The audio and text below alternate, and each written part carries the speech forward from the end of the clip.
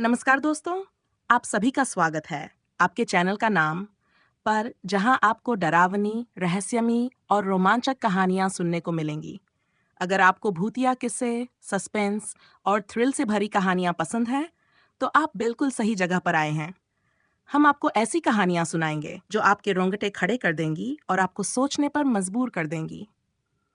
तो चैनल को सब्सक्राइब करें, घंटी का बटन दबाएं और हमारे साथ इस डरावने सफर पर चलें।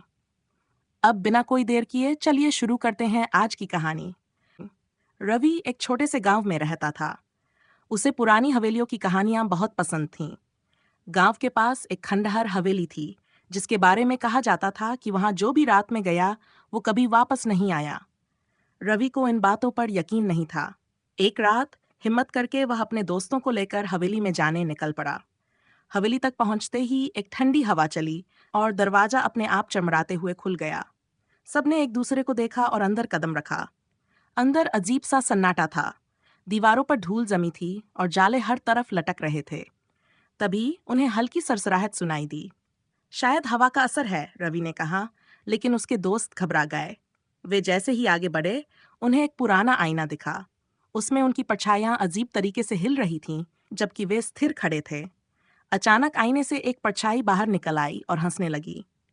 तुम लोगों को यहाँ नहीं आना चाहिए था, वह काली परछाई बोली। सभी चीख पड़े और भागने लगे, लेकिन दरवाजा बंद हो चुका था। रवि ने हिम्मत करके दरवाजा खोलने की कोशिश की, लेकिन तभी उसने देखा उसकी खुद की परछाई अब उसके साथ नहीं थी। वह आईने के अंदर फंस चुका था और बाहर केवल उसकी परछाई खड़ी थी, एक अजीब सी मुस्कान के साथ। सुबह जब गांव वालों ने हवेली के पास जाकर देखा, तो वहां रवि के दोस्तों को बेहोश पाया, लेकिन रवि कहीं नहीं था। बस आईने में उसकी धुंधली परछाई अब भी नजर आ रही थी, हमेशा के लिए कैद।